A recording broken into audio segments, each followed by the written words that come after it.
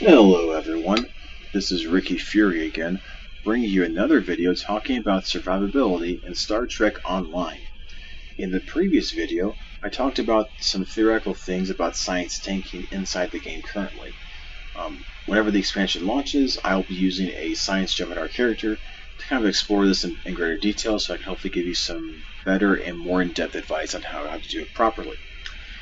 For today, for this video, I'll be going over some very basic survivability things that I like to do in ground combat.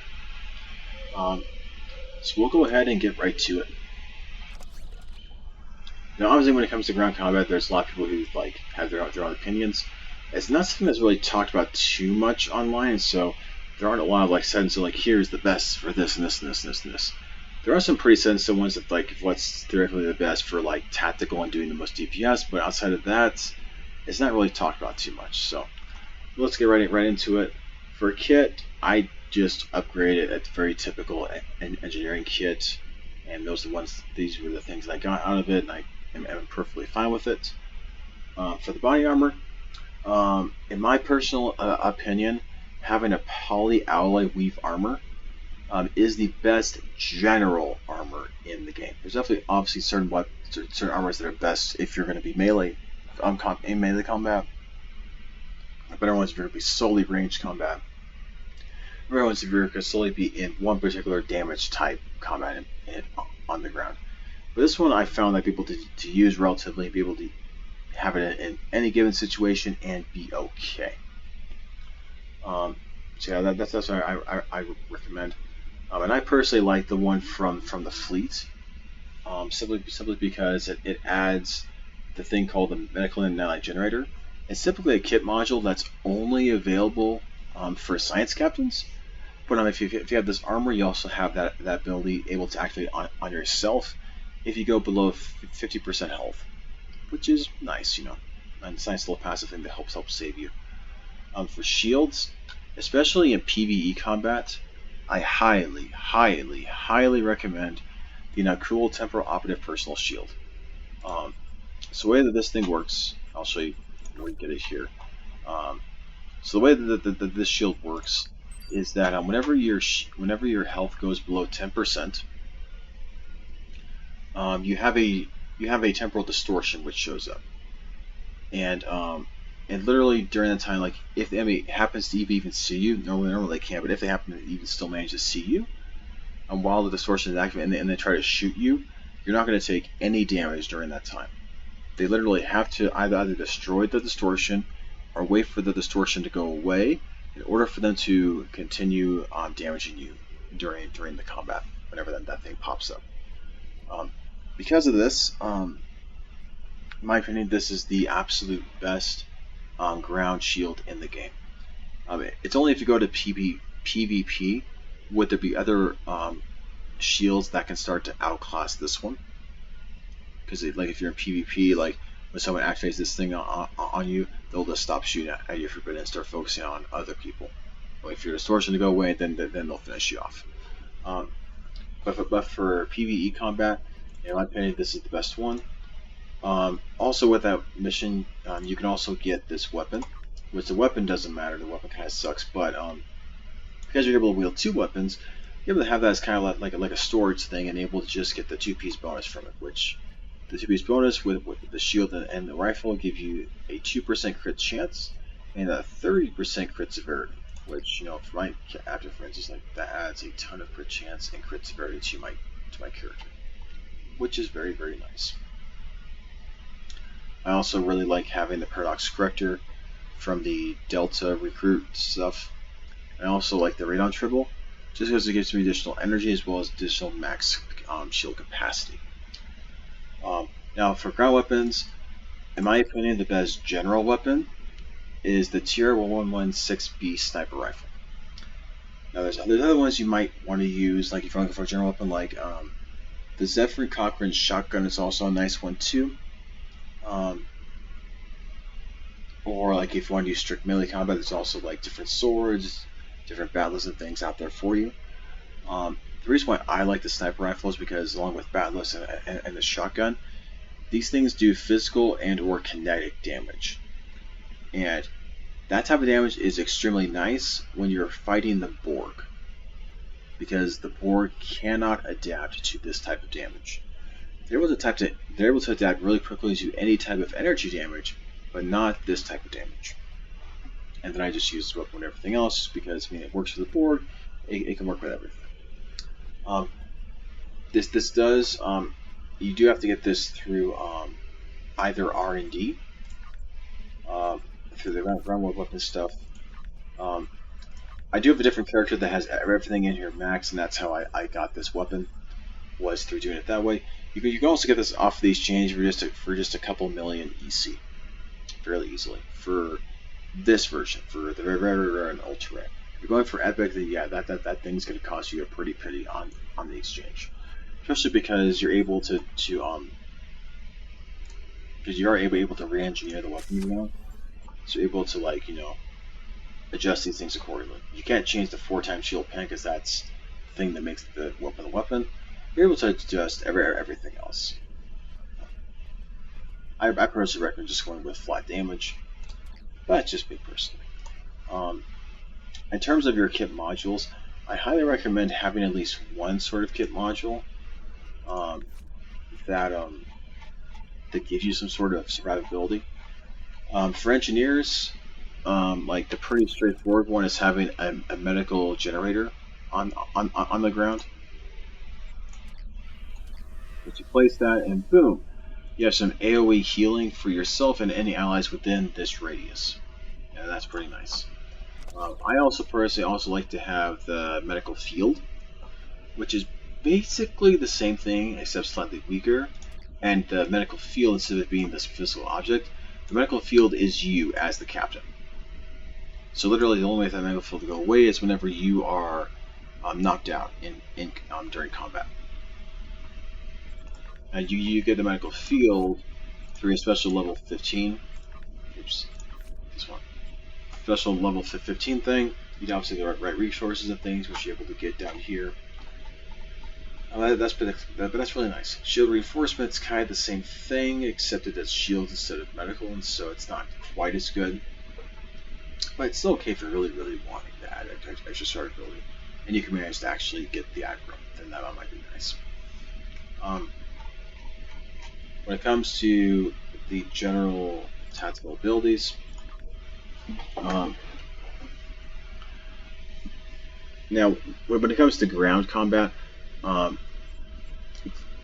actually, to be honest, tactical captains actually are able to do the best in terms of ground tanking, just because they're able to have an ability called Draw Fire, which allows them to have 2,000 threat generation for like 19 to 40 seconds, depending upon how leveled up this thing is for them. And everyone else that's like, oh yeah, I'm able to get threat cost, which is 300% generation. So yeah, literally for ground combat, tactical is ironically the way to go. If you're wanting to be a tank in ground, you want to be a tactical officer, because this thing is kind of super overpowered. In terms of general survivability things,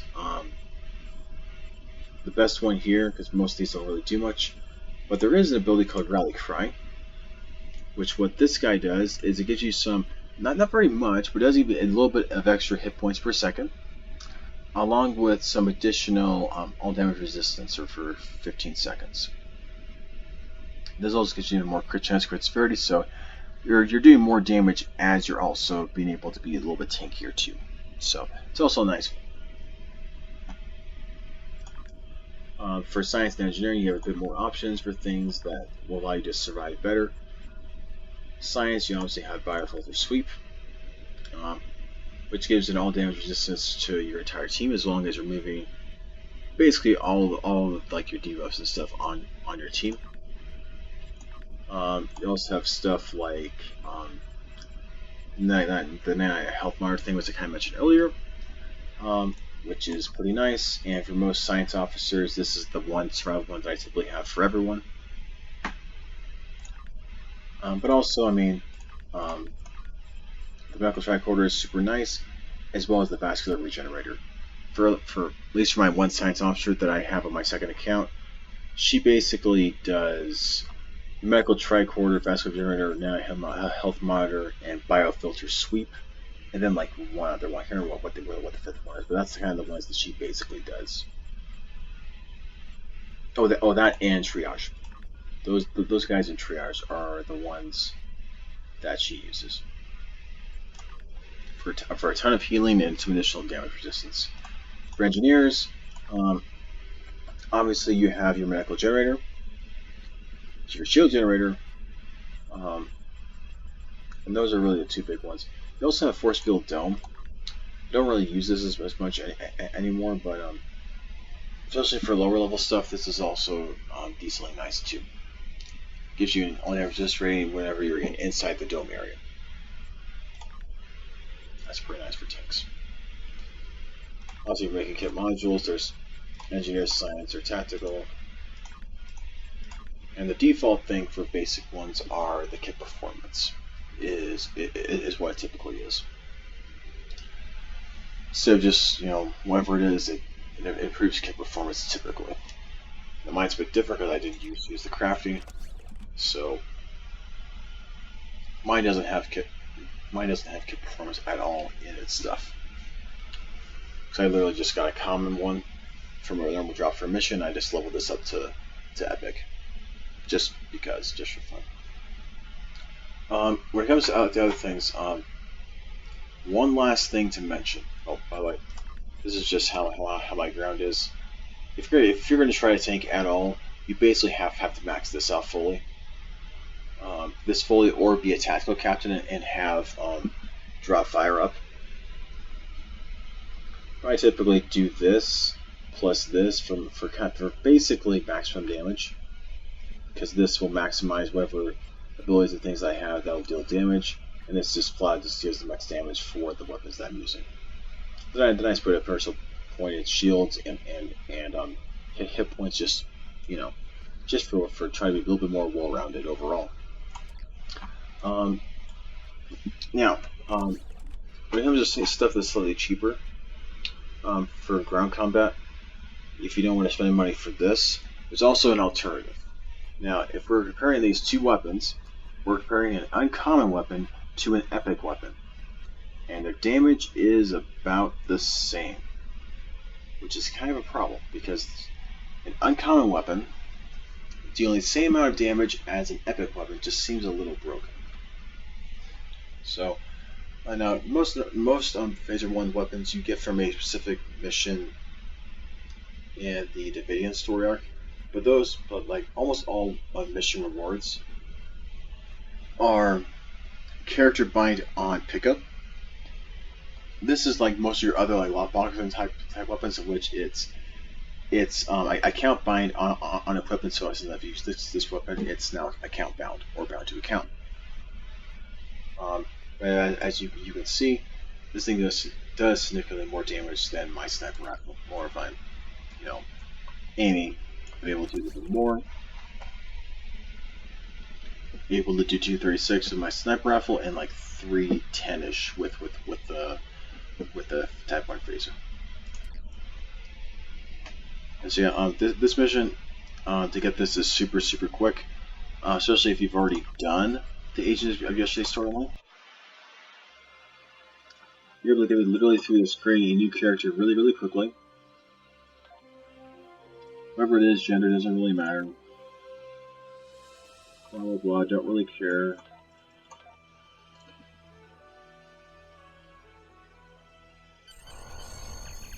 I've done Agents of Yesterday before, so I don't have to play through the tutorial. If you haven't played through Agents of Yesterday before, then yeah, you'll have to play through the tutorial. It'll take a little bit longer, but it's still you can still get to it pretty quickly. Once you get in here, you go over to the Admiral, who was your captain prior to this. Now you're the captain. Talk to the Admiral for a little bit. Congratulations, Lieutenant Commander. You're the first officer. You accept. I watch this weird stuff because I'm a veteran player that has lifetime subscriber status. You go and talk over to the tailor. You don't have to change your clothing. You just have to talk to the tailor. Then you go to this guy. Talk to him. And now, boom, you have the Type 1 phaser. So, now how do you get this to you? Um, you get this through the easy way is getting it through your account bank. And you're able to access that even here in Ages of Yesterday through going to your small craft or your shuttle. Um, Now, as you can tell with like the uniforms here, this isn't the same era internal thing um, for this time period. Instead, it's for the modern time period, and because of that, you have the account bank open to you. So what you're able to do is, if you have access to an account bank with like slots and things, you're able to just drag this guy over here, and then boom, you're able to access your account bank on a different character, and boom, you have that weapon you're able to use for him. This weapon is really nice because it flat out just levels with you. You don't have to worry about like upgrading it or anything. It just you can keep on using this with you, and this is still one of in my opinion, one of the best ground weapons in the entire game. Um, but yeah, only thing I do get to worry about like the marks and stuff is that whenever you do start upgrading this thing and you actually upgrade it for the first level, it does go to MK2, and so then you have to upgrade a bunch in order to get it to MK14 or to MK15, whenever that expansion comes out next week. Um, Now, just as some hints for you, if you don't have access to the account bank, whether through being a lifetime subscriber and having 10 free slots, or through just not wanting to invest the diligence into Zen if you're a free to play player in order to get some account share bank slots. The other trick to do it, I believe you do have to finish the Age of your storyline and get to the modern day in order to access your mailbox. What you're able to do is for your account bound stuff, you're actually still able to send it to yourself. Now, say as a particular character doesn't matter for whenever you're actually attaching items, you're able to access that by any character on your account. It's just like whenever you're sending specific messages, that only certain characters on your account will be able to read that message typically. At least as of a couple months ago, that might have changed a bit recently. I guess I actually no, you can still see everything because even with this character that is sent to. So yeah, it doesn't really matter what character you send to as long as you send to the correct handle, which you can easily verify by holding the mouse over the two. Then you just put a random letter in each one of these. And then if you're at an actual mailbox, there'll be some boxes here that allow you to drop this thing into it, and then you can send it to yourself. Again, this only sending account bound stuff to yourself. Account bound stuff only works whenever you're sending that mail stuff to yourself. If you try to send it to other players, this does not work. Just as for clarification for that. It's just when I was a free-to-play player, and I had account-bound stuff, and I wanted to send it to a different character, but I didn't have the mailbox or the shared account bank. That was how I did it. And I believe that still works today. I could be wrong, but at least as of a few months ago, that was still working that way. Yeah. This phaser is fairly powerful in the game, especially for a free phaser in the game. So yeah, if you're struggling about a ground weapon to pick, that's one that I would choose. You also can't go wrong with the TR-116B sniper rifle as well. Of course, I'm wanting to make sure that you have some sort of armor first off, and if you're not sure about what type of armor you want, the poly alloy weave armor is not a bad one either, and then getting the cool personal shields, and then whatever kit modules that you want. Probably at least one kit module that will be able to heal yourself. Rally Cry is the only real option for tactical officers, but I mean for science and engineering you have several other options to choose from as well. So yeah, for today for ground survivability, that's about all that I have for y'all today. Thank you for listening and enjoy the rest of your day.